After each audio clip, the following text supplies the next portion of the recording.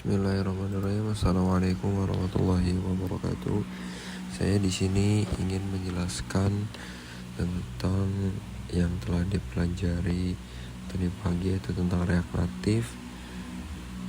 Jadi saya ingin menjelaskan apa itu komponen, apa itu props, dan apa itu state. Yang pertama yang ingin saya jelaskan adalah komponen.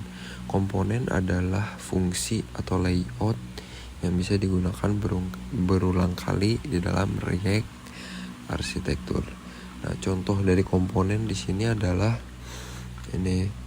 Salah satu contohnya adalah view. Ini adalah komponen. Kemudian text, kemudian button. Nah, ini adalah termasuk komponen. Kemudian apa itu props? Jadi props itu bisa dibilang singkatan dari properties ya.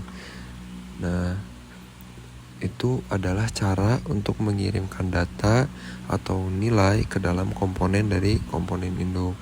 Intinya props itu adalah properti yang berada di dalam komponen. Nah, seperti misalkan ini kan tadi view. View ini adalah termasuk bagian dari komponen. Nah, kemudian saya ingin menambahkan properti.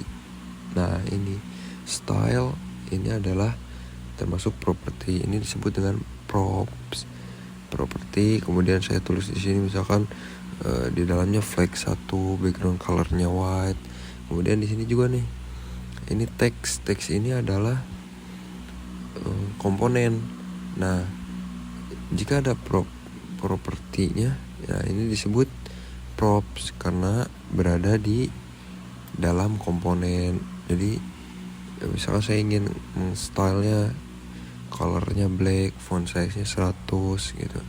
Nah, kemudian ini juga sama, button ini adalah komponen. Kemudian di sini ada properti title dan juga properti on press.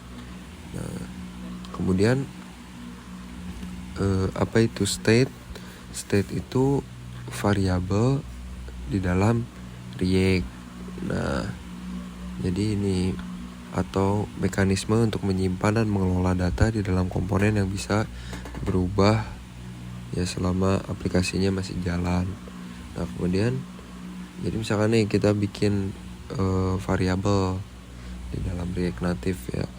Variabel misalkan ini const. Kemudian di dalamnya harus ada count dan set count, kemudian sama dengan use state. Apa itu count, apa itu set count, dan apa itu use state? Count itu adalah variabel untuk menyimpan nilai. Jadi ini kita untuk menyimpan nilai ya, count ini. Kemudian set count ini adalah fungsi untuk mengubah variabelnya atau mengubah nilainya ya. Nah, kemudian use state itu digunakan untuk mendeklarasikan state. Jadi contoh di sini saya ada const lagi, handler klik tambah sama dengan kita kosongkan ini, kemudian di dalam functionnya set count ditambah 1. Jadi di sini countnya atau nilainya 0 ya. Nah, jadi misalkan set count tambah 1. Jadi kalau misalkan intinya nanti ada muncul jika kita di running, nanti muncul aplikasi untuk kayak menambah nilai-nilai gitu. Jadi misalkan awal nilainya 0, nanti kalau misalnya kita klik tambah nanti bertambah 1, 2, 3, 4 terus. Nah, kalau misalkan handler kita bikin variabel lagi const handler klik kurang.